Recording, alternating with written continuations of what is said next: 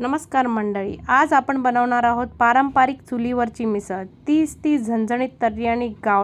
सर्वात आधी मसाला चुलीवरच्या गरम तव्यावर भाजून घेणे। धणे, जिरे, तमालपत्र आणि इतर खडे मसाले सर्व मंद आचेवर छान खमंग होईपर्यंत भाजून। आता या तव्यावर बारीक चिरलेलं सुकं खोबरं छान सोनेरी रंग येईपर्यंत भाजून घेऊया। मसाला आणि खोबरं एकदा व्यवस्थित भाजलं की मिसळीला वेगळीच चव येते। आणि आता इकडे बघा, मी चुलीमध्ये कांदा भाजला जात आहे।